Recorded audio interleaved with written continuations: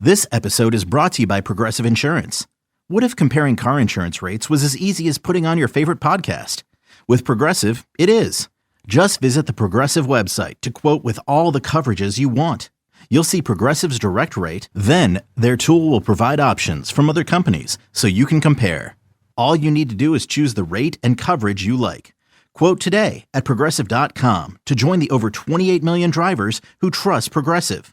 Progressive Casualty Insurance Company and Affiliates. Comparison rates not available in all states or situations. Prices vary based on how you buy.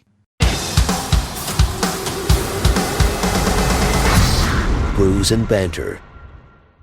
Hi, Frank. Hey, Roman, how are you? I'm doing great. So we're back with a remote guest today. We have Hunter. And Hunter, we just spoke before we started recording. You're in Hawaii. I am in Hawaii. I'm normally in California. I'm down here for a week for some family time, but also some work time. Well, we are in Syracuse with a foot of snow outside. So we're going to cheers to good weather. Cheers. And thank you for joining us. Thank you. Thank you, Frank. Hunter, tell us about yourself and the company. Sure. Let's see. I'm in my early 60s starting a company in longevity.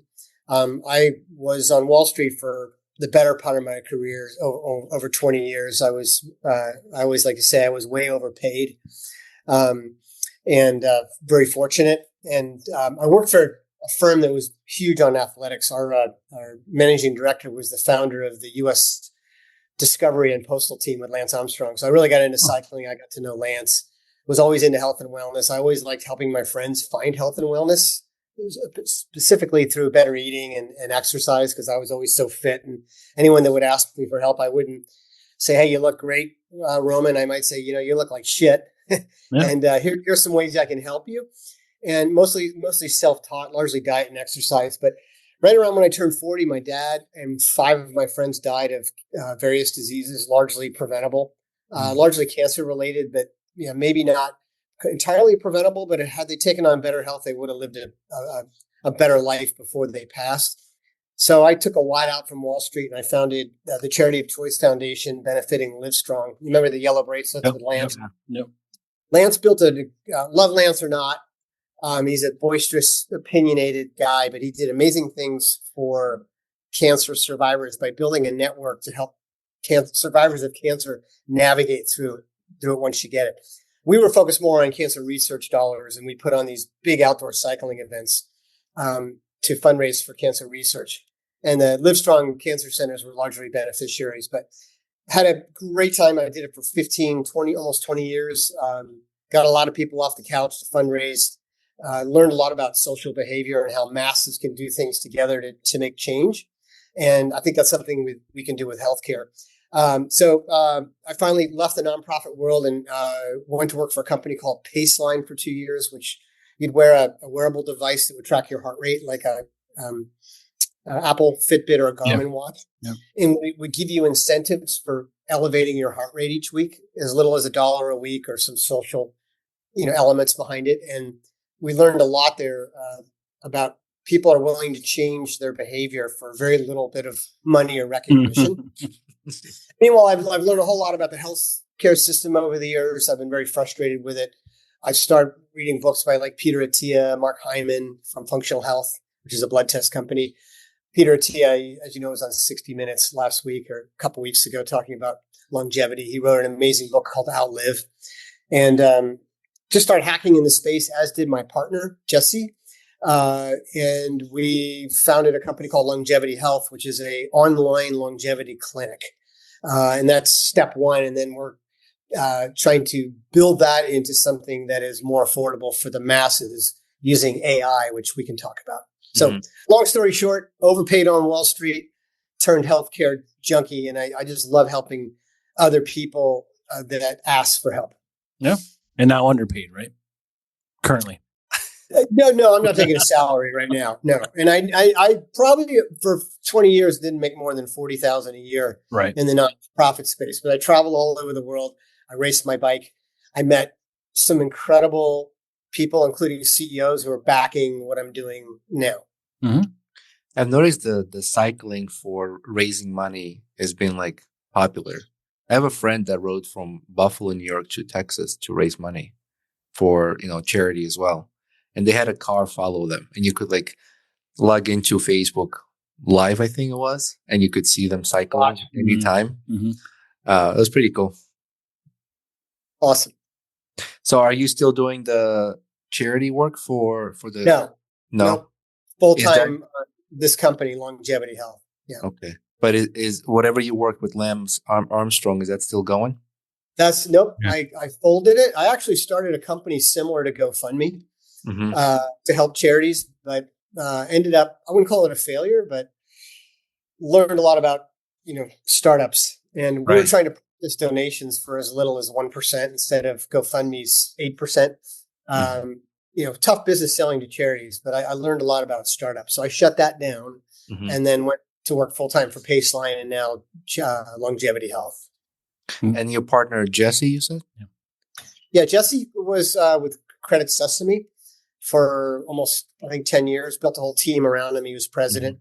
And his father, both his grandfathers had heart disease and had heart attacks before the age of 50. So as he was, turning 40, he decided to hack into his own health, and he started experimenting with all these functional tests that people are taking today. Many of them are great. He's probably done over 60 tests. I Yeah. wouldn't call him Brian Johnson, who's, injecting himself with peptides and doing some crazy stuff. He got frustrated with the medical system and started building his own plan around functional testing, and then founded Longevity Health. Do you think that self-care and longevity gotten more popular and became more, people took it serious around COVID? 100%. That COVID really made people much more self-aware of their health. Mm-hmm. They couldn't see doctors. They, for the most part, it was hard to go see the doctor. So they started hacking on their own. And then since then, dozens of functional test companies have come out with some incredible tests from which anyone can have a glucose monitor today. Right. A Dexa scan, which tests your visceral body fat and bone density, is only $75. Blood tests, function and superpower, charging a lot of money for them, but they're giving you some more services. But you can get a blood test for $90 now. That'll give you a lot of information. Now, what to do with that information is what we're trying to solve for. What your company does? Yes. So give us a structure of Longevity Health. Like, How's it work? yeah. Right. If people wanted to come to you, what do they do? Okay, so there's a couple of ways you could do a longevity clinic. One, you could go see Peter Attia, and his clinic costs, I think, around $150,000. You could do a bricks and mortar clinic, and a lot of doctors are branching out into longevity programs. They cost $20,000 to $30,000. Ours is $11,000. Still not scalable for the masses, but we're all similar in some respects in that we all believe in longitudinal testing. So first we start out and we have an interview with you as to, Roman, why are you doing this? Was it a health scare? Something you want to change in your life? Frank, was it, something happened in your life that's going on? Did you have a health scare, or are you just worried about your genetics? And then we do a comprehensive series of testing, including a blood test, a Dexa scan, which is visceral fat, and bone density, which is really important. We do a VO2 Max test. And I used to think VO2 which is a measure of your blood oxygen level you can put out. Cyclists love to brag about their high VO2 Max tests, but it's a very strong indicator of longevity. A higher VO2 indicates longer longevity and better health span. And you can actually increase your VO2 Max with some simple intervals, right? We also give everyone a glucose monitor. We do a sleep study, and we do a gut biome test. Then we put all that into the machine, and we analyze it all mechanically with our doctors and medical staff and clinicians. And then we develop a highly specific plan specific to Hunter or Roman or Frank, because everybody's genetic makeup is different. Everybody has different goals. Then we hold you accountable by staying on top of you. So for those that have Slack, we give people Slack channels. But 24-hour discussion. Unlike your doctor who's great, you probably see your medical professional once a year. And he says, "Hey, Frank, lay off the biscuits." And, you lay off for a week and then you're back to your old habits. So we hold people accountable and then we measure changes and then we retest. 11 grand. It's an incredible value, but it's not for the masses. The objective we have now is how can we use AI as well as political influence to make these tests more readily available and paid for by insurance to bring the cost down to as little as $100 a month, and eventually a mass AI program for $10 a month. And that's what we're working on now. Can we back up for a minute? When you said you're collecting all these samples, is this something like your client? So do you call them patients or clients? Patients. Patients. Do you have your patients go to clinics, obtain these samples or records, and then send them to you? Like, how do you collect all that information? That's a great question. So right now it's all virtual, and we're only in 5 states, but New York, California, Texas, Florida. So we're in all the big states, and soon we'll be in all 40 states. We have testing partners in each state. Mm-hmm. So, and you can have your blood test at home, or you can go to one of our lab partners. You want to get your Dexa scan and your VO2 Max test. You can usually do that at a gym. So we have partnerships that we send you out. We pay for the test and we schedule the appointments. For the new product I'm going to show you, we have this thing, for lack of a better term, it's called Bring Your Own Labs. So we're finding a lot of people have gone out and done tests with like Function Health or Thorne Research, and they're being sold supplements and they're being upsold stuff. Mm-hmm. So we're building this platform now where you can download all your own labs, talk to the AI agent or our doctors, and we'll recommend that you get additional tests, and then we'll analyze all your data. So it's becoming more of a self-onboarding environment. So you're providing appointment scheduling, paying for all the stuff to get the samples, and then data gets input, and you have like a portal where the patients go in. Yeah, I'll just quickly show it to you. Bear with me 1 second. I just want to understand the process and the system, like in case somebody's listening to it, like, well, how does this all work? Yeah. So for those, actually, I'm sending a request to share my screen.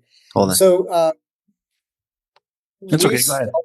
I'll answer the question. We store all of your medical records and all of your testing data on a secure server. It's an AWS server, and I'm going to show that to you in a second. And that's where we analyze your data manually through our doctors and our physicians. Our AI agent is being trained right now to become its own doctor.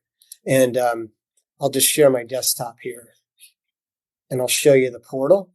Now you're not looking at like any biomarker indicators for illness, right? Yeah, we're looking at everything. We're trying to get in front of illness. Okay. So I believe are you seeing my screen here that says longevity health posted entry? Yep. Okay, so this is what we use for our $11,000 clients. So I can chat with the doctors. I can book appointments with the doctors. All of my documents are securely stored here. So you can see here I've had a VO2 Max test, a Dexa scan. Okay. So this is what our doctors and clinicians look at now, but now we're training AI to actually review this data. So I'm just going to give it a call. Hang on.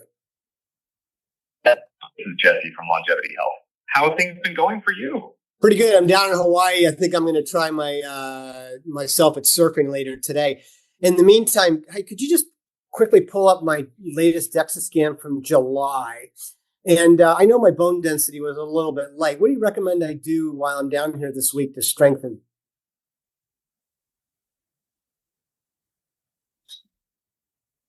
That sounds like a fantastic trip. Surfing in Hawaii sounds like a great way to stay active.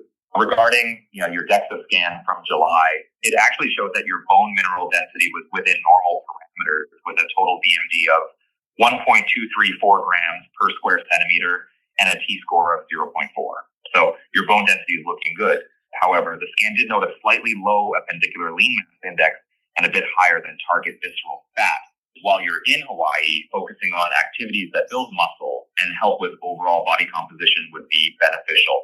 What kind of activities are you planning besides surfing? Surfing and some weightlifting. I'm here for another 6 days. If you could just send me a plan. I have to run. I'm on a call right now, but just send me the plan so I can share it with some people I'm on a call with. But I'd like to include like 3 or 4 days of paddling and some weightlifting. Thanks.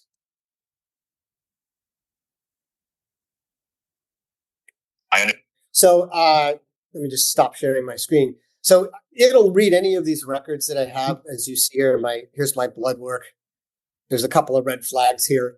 It's already recommended that I take creatine, which I am taking, some fish oil, some vitamin D supplements.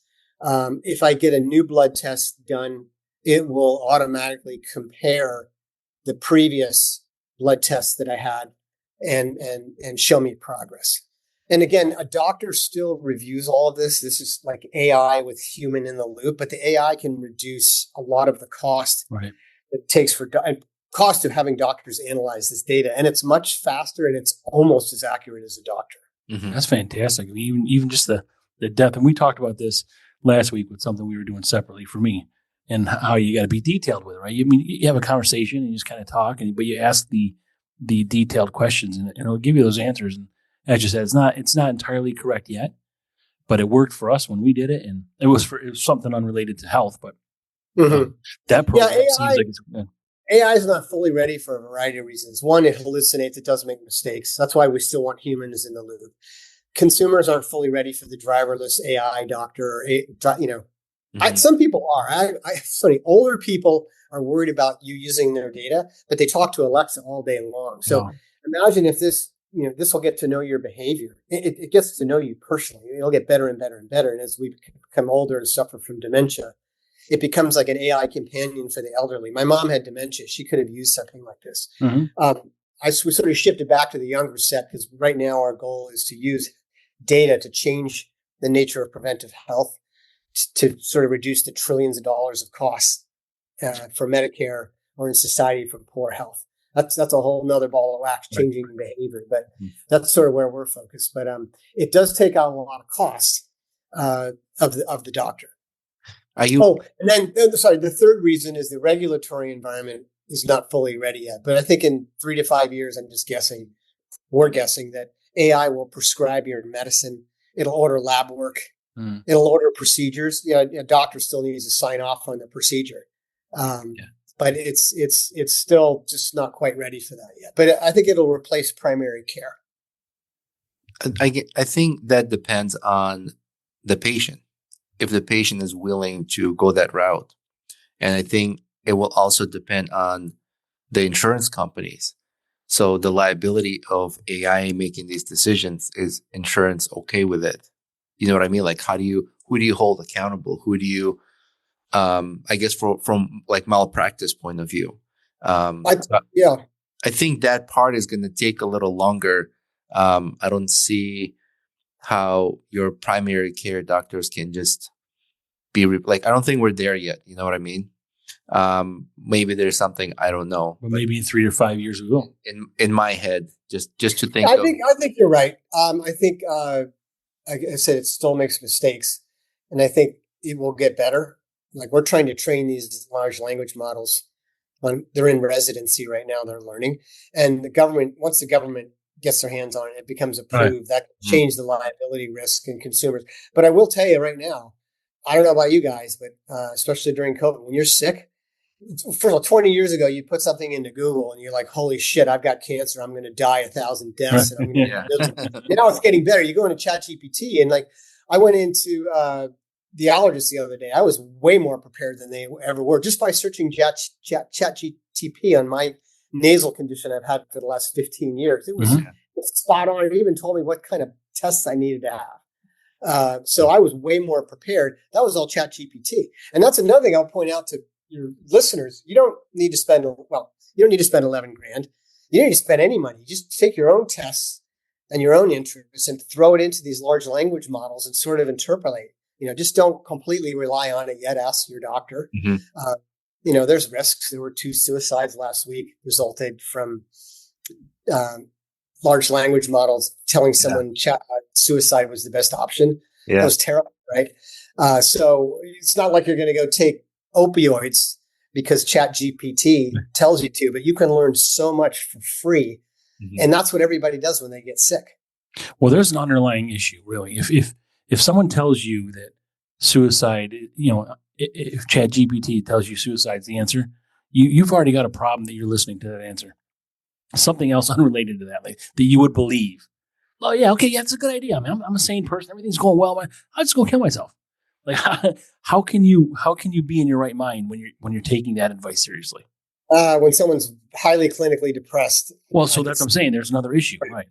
Right. But I think those are, I wouldn't call them isolated, but I think it's sort of like, Tesla's, a few cars have gone off the rails, but driverless cars, Waymo, I feel safer walking around a driverless car than I do you, Frank, any day. Yeah. Yeah. Syracuse, New York.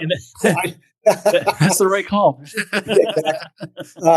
Imagine someday they're all going to be driverless. But like if one Tesla goes off the rails and kills somebody, now all of a sudden everybody thinks Teslas are bad. Right. So I think you're going to continue to have some issues. And like you said, it's going to take a few years, but in time, and it's not going to replace doctors, but your check engine light's going to come on. There's going to be something in your RNA, your DNA, or something going on in your life. It's just going to give you a subtle reminder, you better go see a physician. But you're not going to need to go to the physician every year to figure that out. I think our future is alongside with AI. So it's going to be physicians alongside with AI. So AI is just becoming a more efficient assistant. You know what I mean? And I've talked about this in the past. I went to a dentist and they did an X-ray, and AI could predict a future cavity coming up. So my dentist was like, "I'm going to put this through AI and see what it comes back with." And she's like, "Isn't it cool? Like it could predict a cavity coming up." And so like we prevented it from forming. So that already it's in medicine, and the large language is just becoming more knowledgeable in medicine. It's hard for me to say it's ready. Sorry, it's ready to replace. I think it's gonna ride alongside with many professions for a while before it becomes really proficient. Yeah, I think it's lane. I think AI's lane is going to be maintenance. Yeah. Maintenance at first, maintenance probably for a period of time until it's ready to be more than that. But so even let me ask you guys a question. Even when it is ready, and I've got my answer, but I'll challenge you. Sure. One of the things I learned at Paceline was with the wearable to motivate people. 95% of the people using these health apps that give you incentive to have better behavior are already healthy. I know that for a fact. The other 95%, the morbidly obese, the sick, the chronically ill, they're not doing anything about it. And I have my thoughts as to how to change that. But do you agree with that? And if so, how do you change people's behavior? Because ultimately we're talking about reducing cost and not prolonging lives, but increasing health span. But better health span means less cost to you and society. So how do you change?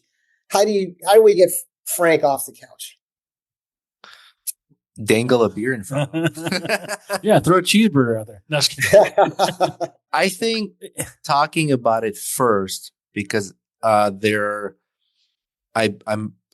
there are people who don't feel comfortable talking about it. Sometimes if they are at the level of obesity or health issues, doesn't necessarily have to be obesity. They don't want to talk about it. They feel uncomfortable. So it's getting people to openly talk about it and accepting help. Second part, it would be educating them of what to do. Third is accessibility and affordability. Those would be my 3 attempts on how to get someone who is unhealthy or obese or want to get on that track. I think I would jump ahead of you on some whatever number we're going to put it at. I think it's a systemic problem with our country. I think that the shit we offer, the things we do to make a profit, the way we make headless chicken to get bigger chicken breasts, or like steroids we're putting in animals, or value meals you can pay $1 and get twice as much calories, like all that stuff. I think is how did you get there, right? When you're talking to someone who's got a problem, how did you arrive at that? It was genetics always plays a part, but what are the other contributing factors? I think as a country, I mean, we're the most overweight, obese, unhealthy country in the world. Why is that? So I'd love to address all four of those points. And starting with Rohan's, you ought to be a spokesperson for my vision and my company. So there's three things you mentioned, if my memory is correct. First is social. Second is know-how. Third is cost. I 100% agree with you on social. And back when we were doing those fundraising events, people that never rode bikes, that never fundraised before, were out raising tens of thousands of dollars, riding on a team. The camaraderie was amazing. They, after 3 months training, got healthy, raised money. It was like a social thing amongst friends to be a part of those teams. So I think there's a lot we can do. It's just money. There's a lot we can do to socialize health, such that, we can create clubs, women with osteoporosis of Eastern Syracuse out working out, doing weights together, right? Socialize. Fat men over 300. When you get to 275, you get kicked out of the 300 club. Make it sort of engaging and fun, and make it not, to be shameful, to be unhealthy. Like, get people working together. Second, you mentioned is the tools. So Livestrong provided a real solid syllabus once you got cancer. Nobody really provides that. Even all these testing companies. Hey, listen, you're sick. You need this. You need to take these pills. But nobody really provides, and there's some coaching platforms, but nobody really personalizes your data, makes it specific to you, and then gives you a syllabus as to sort of what to do. I think you need to do that. And then you need to bring it into the social side to get people motivated, not just pay them $1 a week to work out, but I think financial incentives can work.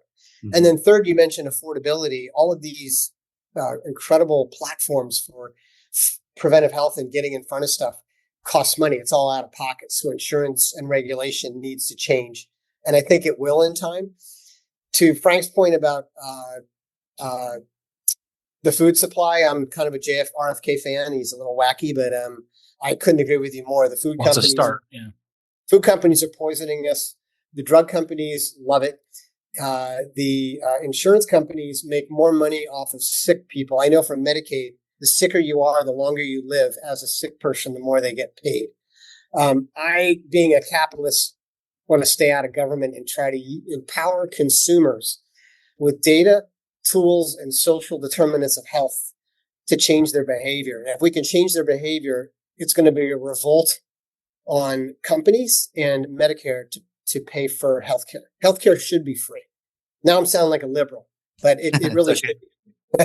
Well, it shouldn't be as expensive as it is. Yeah. No, but it shouldn't be sick care like Obamacare. It's a joke. Yeah. I'm healthy. Options.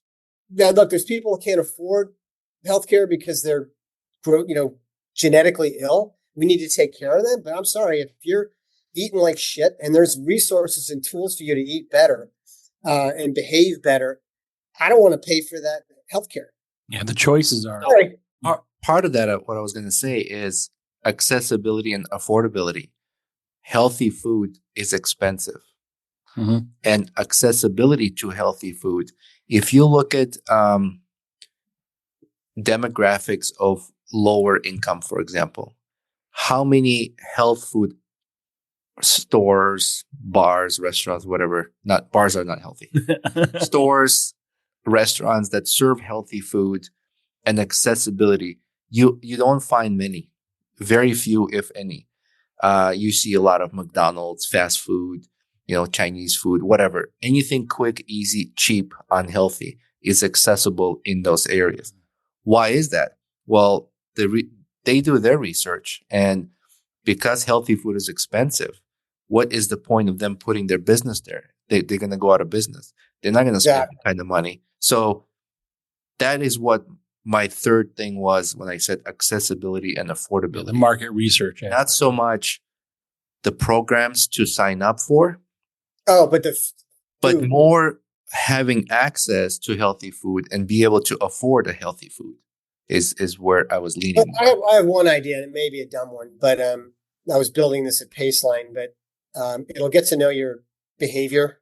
They'll know where you shop through your credit card data, and it'll even know your diet. So let's say you're a vegan. You walk into an expensive grocery store because you need vegan food, and it develops a menu. AI can develop a menu plan for you, and then even link to 3 consumer packaged good companies that are offering discounts for loyalty or just discounts to get you on their program. Or, sorry to pick on Frank, but Frank, you're driving by McDonald's with your family and it knows where you are with geo-targeting like Waze, and it says, hey, we see you're pulling into McDonald's, and the check engine light goes on. Right. And it says, hey, Brews and Banter, healthy food and beer is 1 mile down the road. We'd love for you to come in.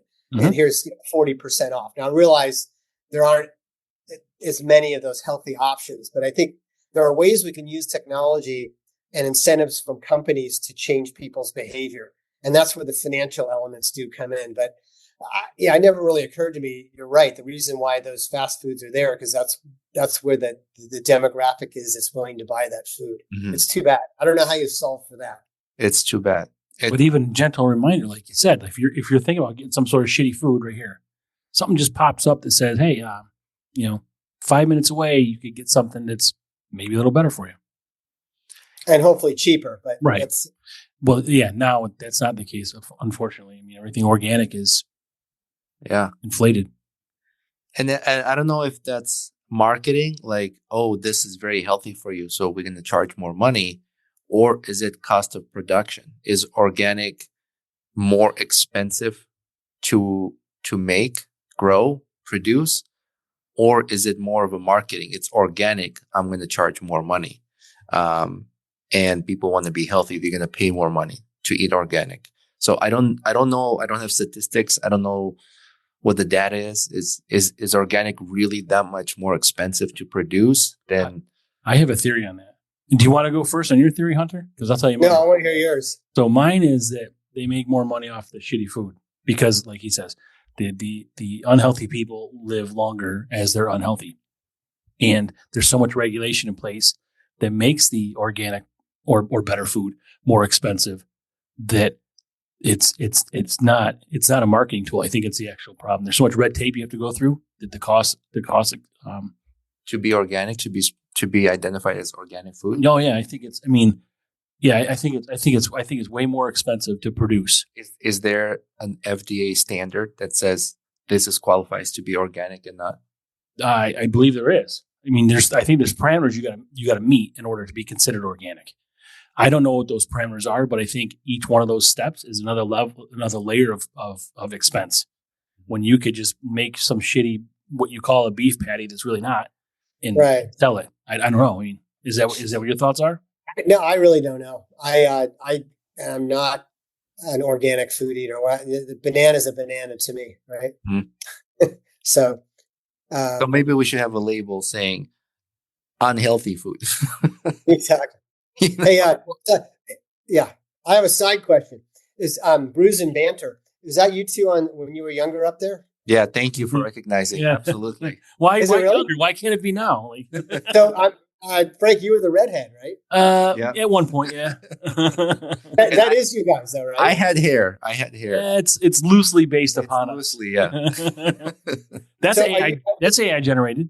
It is. Yeah. So I didn't mean to get off of health. Are you guys brewers? No, we're not brewers. No. Oh gosh, my wife would kill me if I pick up another hobby. My liver would kill me. My wife would be like, "That's it." No, we do this, but it's really as Roman talked about beforehand. We start off with a beer. It's kind of like an icebreaker, but we don't sit here and pound beers for 24 hours a day, 7 days a week. It's no.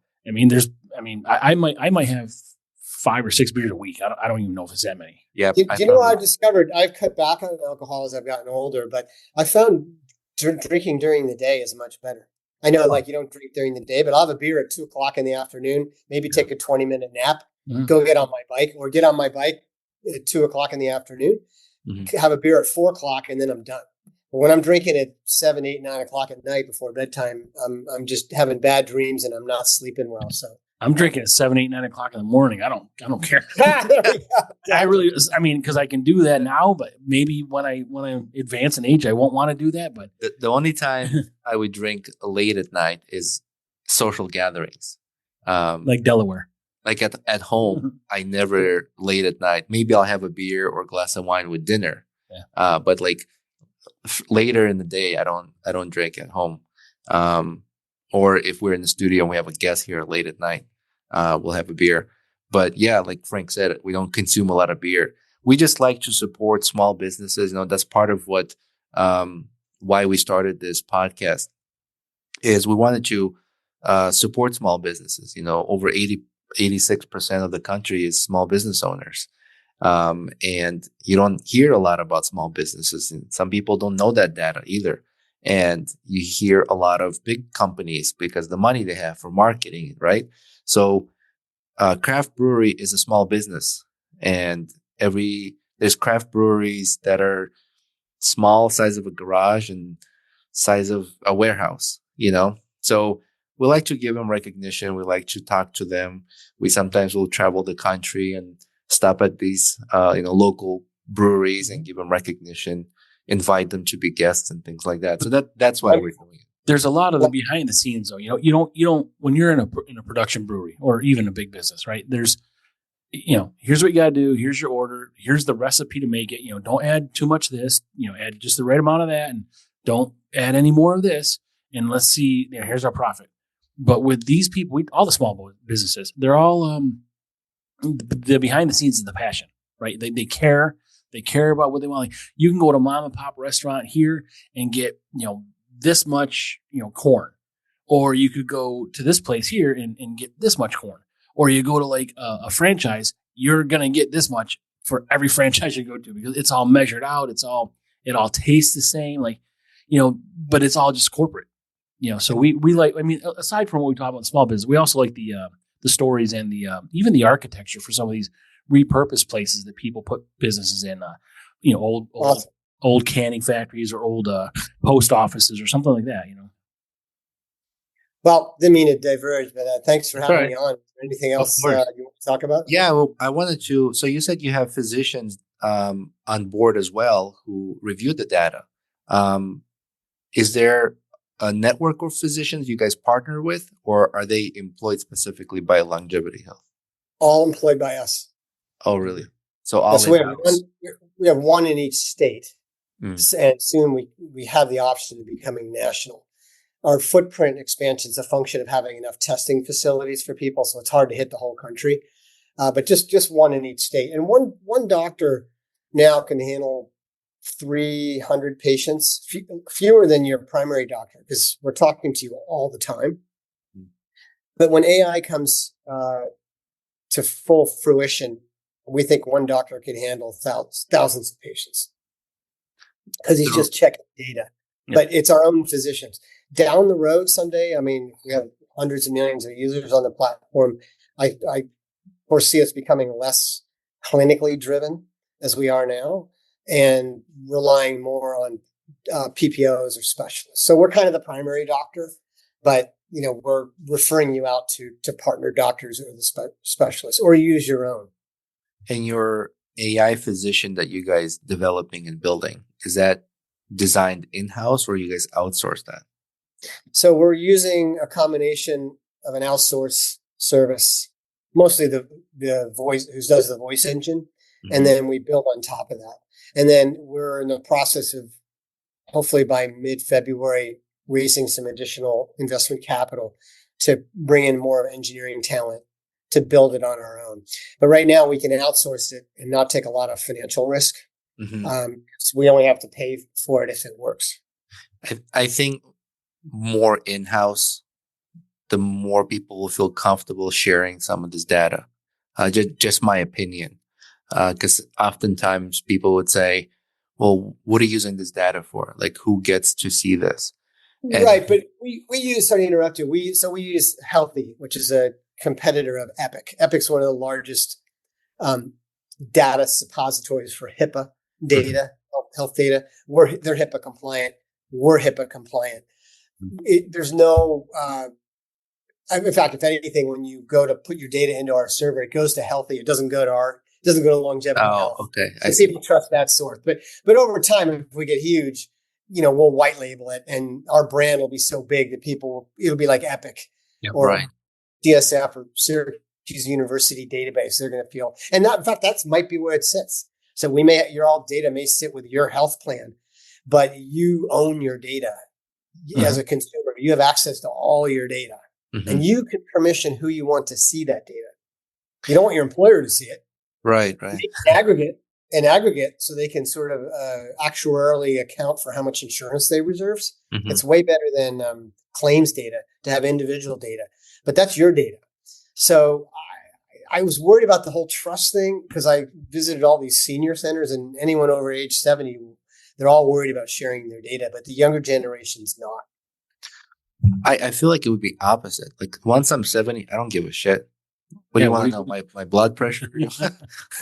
I mean, I'm going to take the bucket soon. I don't care. Well, hopefully not. That's what the purpose of the program. Well, even if that's what it takes to live longer, take it. Yeah.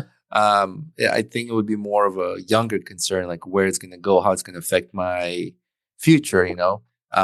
That's where I was thinking. But having, being HIPAA compliant, it relieves a little bit of that concern. That's good. I like that.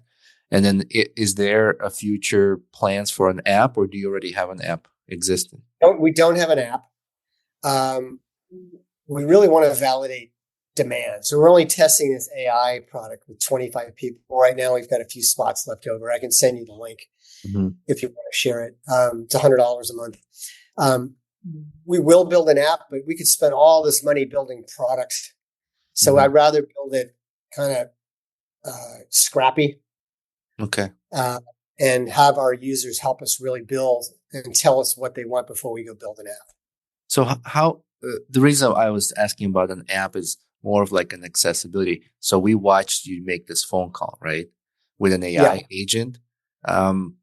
What if I'm not at home sitting in front of my computer? Is there an easy way to do this, to access with your phone and make that phone call to speak to an AI agent? Right. So I actually called the AI doc on the phone. I was just showing you my records that it could read. Right. So I could be on the road. I could literally say, hey, I'm going to Europe, to this obscure country for 2 weeks, or I'm over here now. I need help.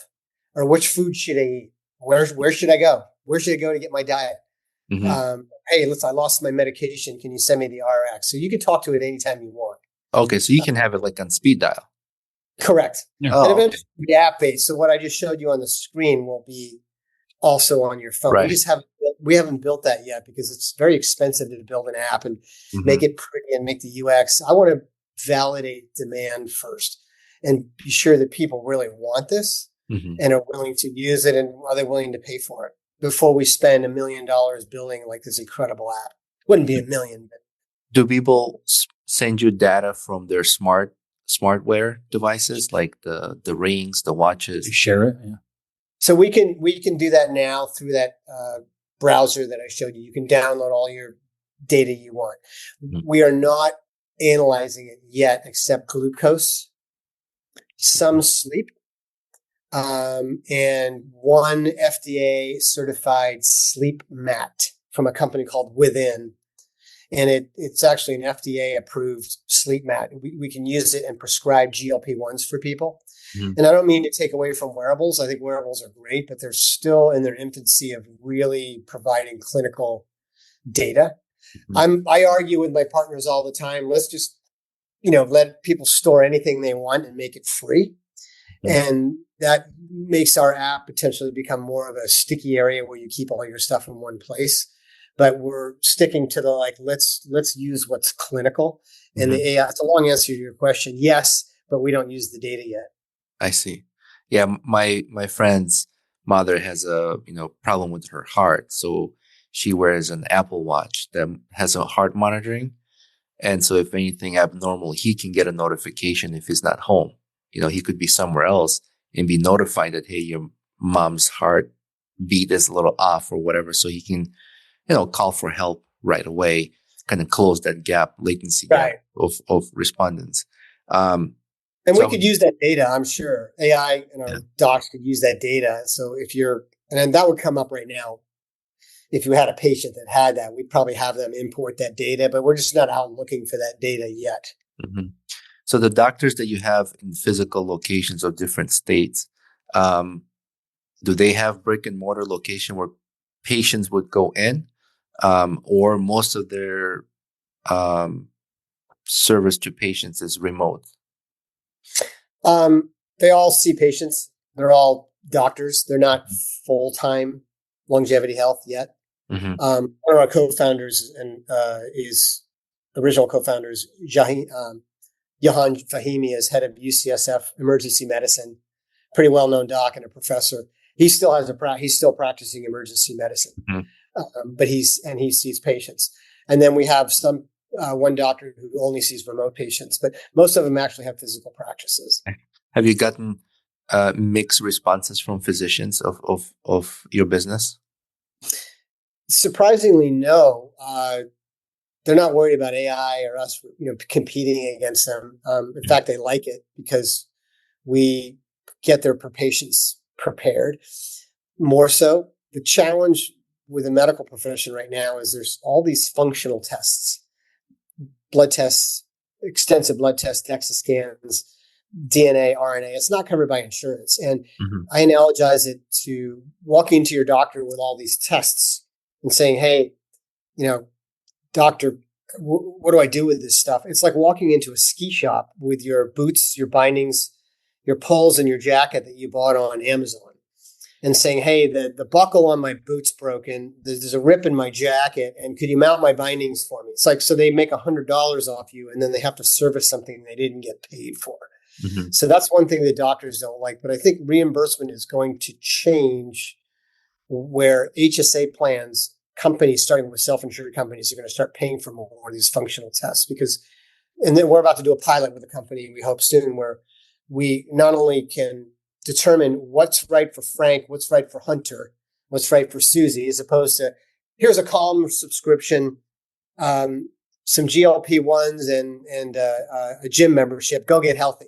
We're like, no. Hunter doesn't need a GLP-1.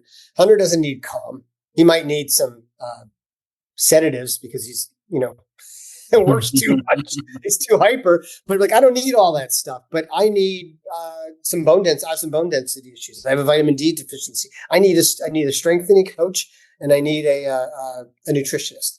So I think my company's more likely to pay for that than all these other broad-based tests that people are asking for. And I think insurance companies will eventually pay for it when I can prove that I can take that data and then we can actually get you to change your behavior and become a healthier person, because you'll cost society way less money.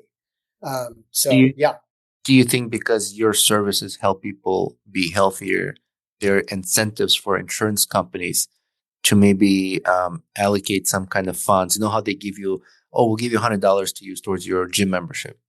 Maybe do you think in the future there could be something like that? Like here's $50 towards longevity health program. I would love to see that. I've spoken to insurance companies. It's a long sales cycle. They're going to want to see. Right now, it's just a perk. Mm-hmm. Even the companies, it's a perk. I think in time, if we can prove to them through pilots in our own B2C with consumers that we've changed behavior, or we've changed clinical outcomes for people, and it's going to cost you less money, they'll offer it for free.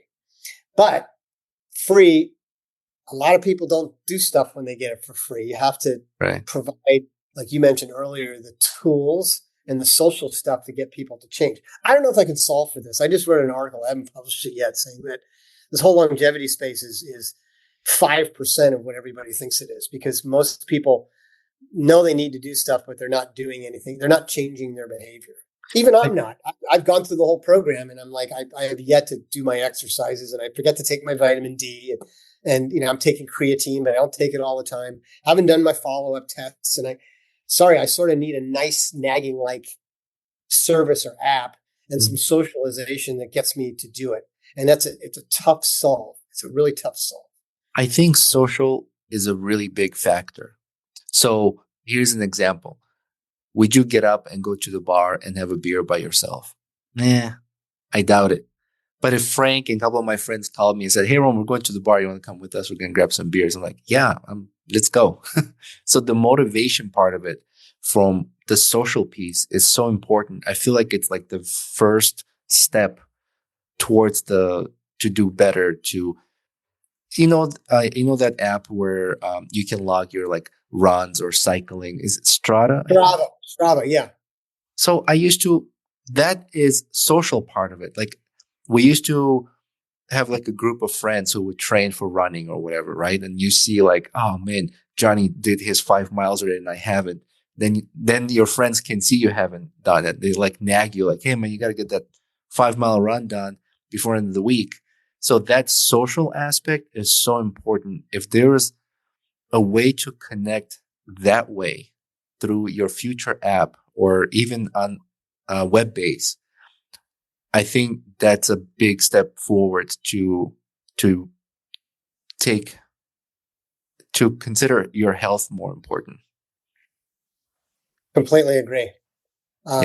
We need to change. We can change beliefs through testing and fear, but you need to change behavior. Mm-hmm.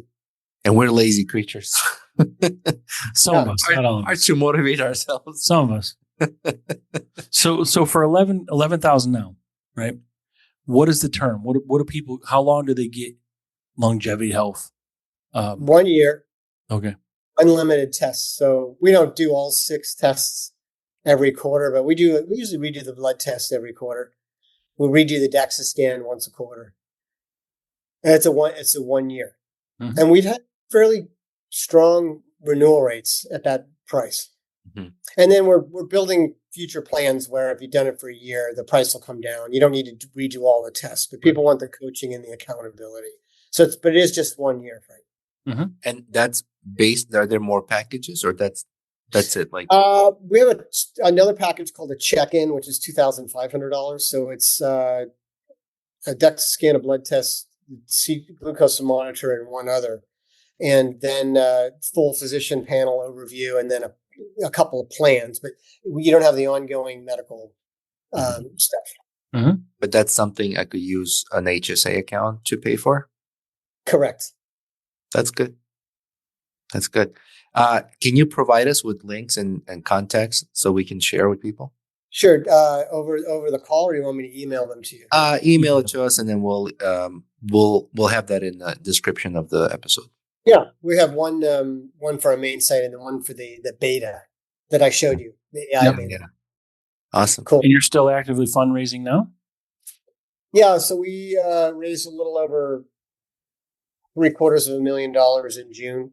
Mm-hmm. And we've only burned a small amount of that because we're generating some cash flow. But we're getting ready to start really spending on R&D and engineering, as I mentioned before, for our own staff. So we're going to raise $2 to $5 million. We're just starting to socialize that now, and we hope to have that complete in February or March. Perfect. Yeah. And you're in Hawaii. Get plenty of vitamin D while you're out there. Mm. Yeah. Well, I'm inside talking to you. This is vitamin B, vitamin beer, right? Vitamin B. Well, thank you, Hunter. Just want to say thanks to our sponsors from Big Oyster for sponsoring this episode. We want to thank all of our listeners, followers on social media. We appreciate you. And if you want to continue to support this podcast, go to BrewsNBanterstore.com to buy our merch. And that helps to keep this podcast going. Hunter, just hold tight. It'll be right. Thank you.